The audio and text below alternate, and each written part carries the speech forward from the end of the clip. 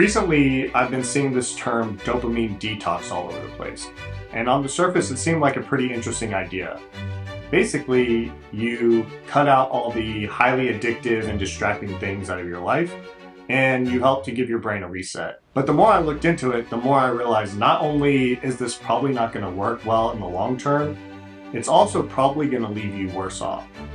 So today what I'm going to do is explain to you why your dopamine detox isn't working, and also give you some tips on what you can do instead to live a healthier and more balanced life. So a few months ago, I noticed that I was also dealing with some issues that seemed to come from a lack of dopamine. I was completely lacking motivation at times. I was also scrolling my phone for hours, and sometimes I was just constantly swapping between apps every couple minutes. On top of that, I noticed I couldn't even do the most basic mundane tasks without having some form of distraction in the background, like the TV on, or podcasts, or even music. And the more I became aware of it, the more I realized I had to do something to fix it. So let's talk a little bit about how dopamine works in the first place. So let's say you have a bucket here that represents your dopamine stores. And this is going to be me. And this is going to represent a project that I need to get done. And I'm going to break it up into about 4 tasks.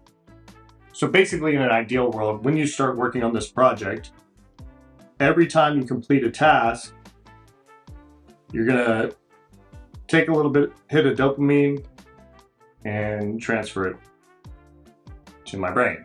And that's going to keep me motivated to keep working. Take another hit,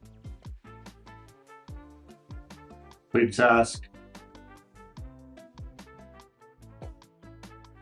one more hit, and so on. And basically, dopamine's role here is to control your reward system so you feel good every time you complete one of these tasks.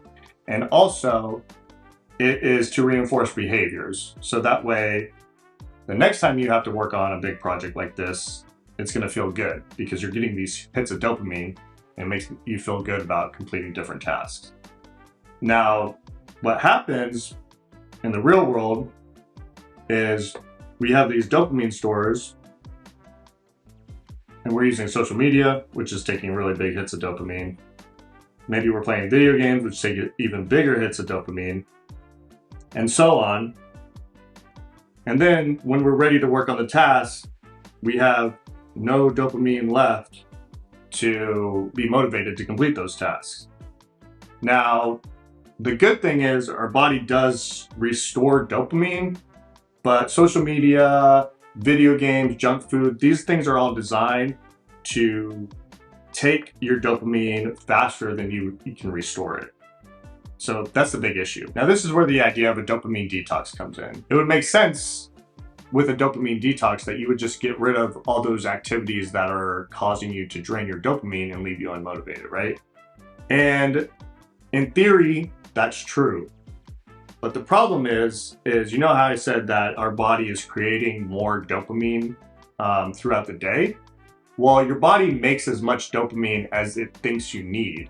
So what happens is when you go on this dopamine detox, once you start using up less dopamine, your body creates less dopamine as well. This leads to before where you had this pretty big bucket of dopamine, now you're left with a much smaller bucket of dopamine. And the minute you slip up, or once you come out of your dopamine detox and do one of these highly draining activities, you're going to be completely left with no dopamine, and you're going to be worse off than you were before because now you're creating less dopamine to recover from it. Instead, what we should do is instead of thinking in terms of a dopamine detox, we should think about it more as a dopamine recalibration. So here are some of the things that I did.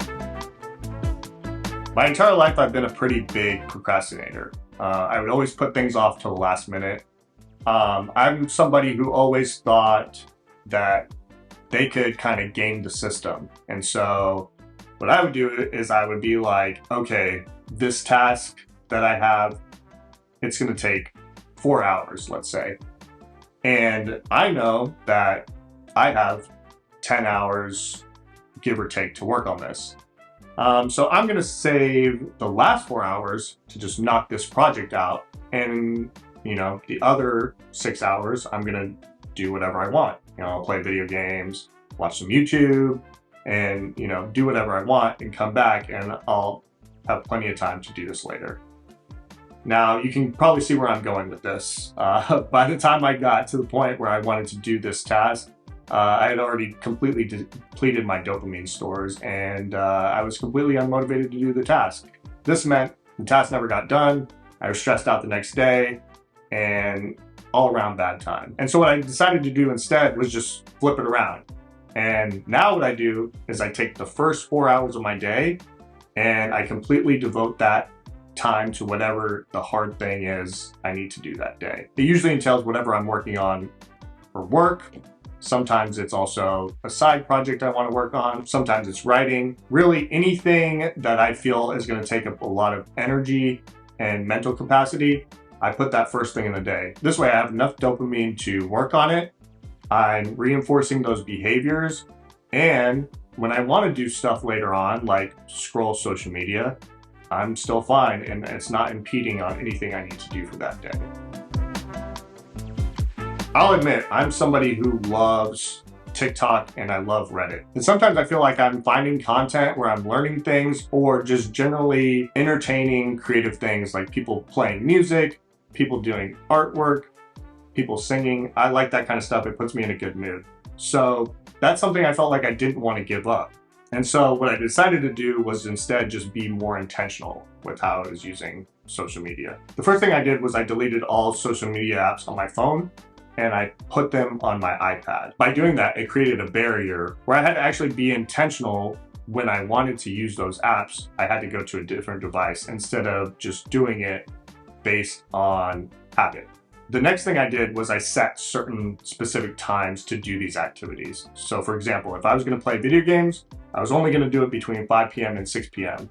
And if I was going to go on social media, I was only going to do it between 8 p.m. and 9 p.m. A couple of interesting things happened once I did this. The first one is that I realized that my habit to go on my phone and scroll was so strong that I was literally just randomly picking up my phone, opening the Amazon app, and scrolling whatever was on the front page just because that's what I was used to doing. And I thought that was pretty freaky.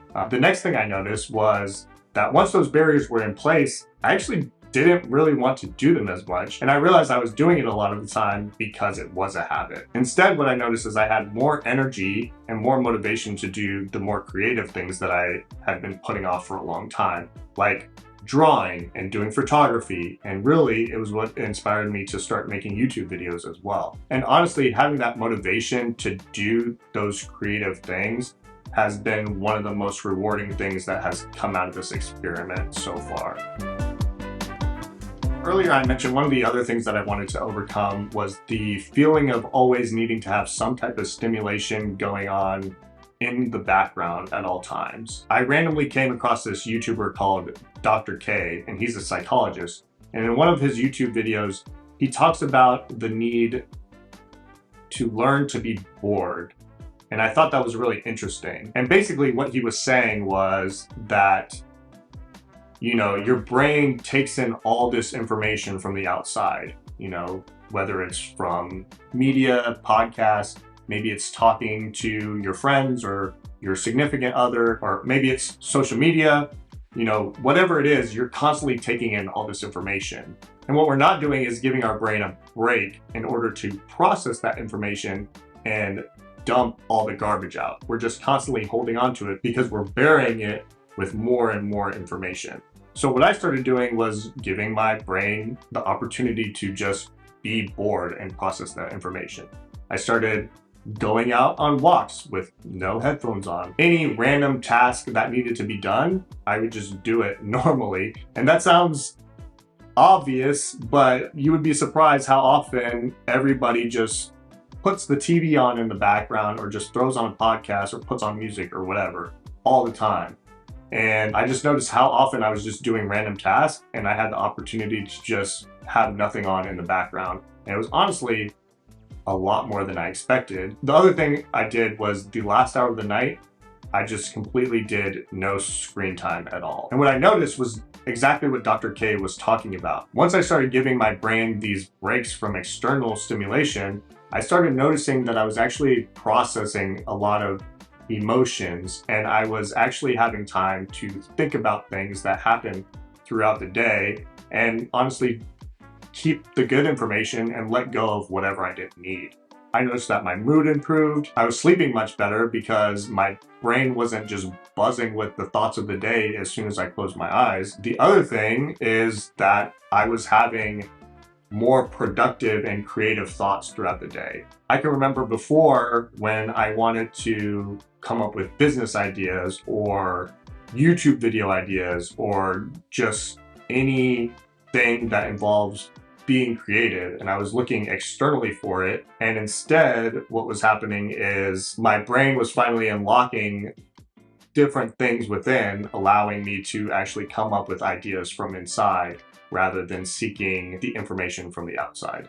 So yeah, if you're someone who has been dealing with a lack of motivation, or if you just wanted to have more productive and creative thoughts, I hope I've given you some good information to think about. As always, I appreciate you taking time out of your day to watch this video. If you have any thoughts, feel free to comment them down below.